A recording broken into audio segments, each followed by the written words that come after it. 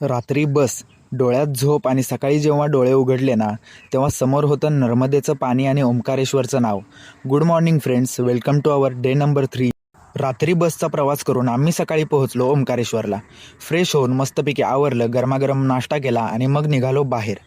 सगळे रिक्षा करणार होते, पण आम्ही म्हटलं चालूया जरा. नर्मदेच्या काठी फिरत फिरत गल्ल्यांमधून जात थोडं चालून दमलो आणि मग शेवटी रिक्षासुद्धा केली. पण शेवटी पोहोचलोच श्री क्षेत्र ओंकारेश्वरला.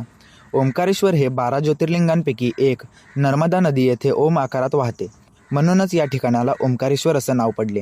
इथे ओंकारेश्वर आणि ममलेश्वर अशी 2 मंदिरे आहेत आणि म्हणतात की हे दोन्ही दर्शन केल्याशिवाय यात्रा पूर्ण होत नाही. शांत वातावरण, नर्मदेचा प्रवाह आणि मंदिराची ऊर्जा, खरंच मनाला खूप शांती मिळते. सगळं फिरून दर्शन घेऊन सगळ्यात पहिला आम्ही आलो रूमला. जेवणाला आज स्पेशल म्हणून बटाट्याची भाजी आणि वरण होतं. साधं जेवण पण खूप समाधान देणारं. ते खाऊन आम्ही मस्तपैकी लागलो पुढच्या प्रवासाला. ओंकारेश्वरहून उज्जैन जवळच असल्यामुळे आम्ही लगेचच उज्जैनसाठी निघालो आणि रात्री पोहोचलोसुद्धा. उज्जैनमध्ये आमच्यासाठी एक मोठा हॉल बुक केला होता. मग मस्तपैकी जेवण केलं आणि थकवा अंगावर घेत थेट झोपून गेलो. उद्या उज्जैनमध्ये काय काय घडणार आहे ते पाहण्यासाठी व्लॉग उद्याचा नक्की पहा.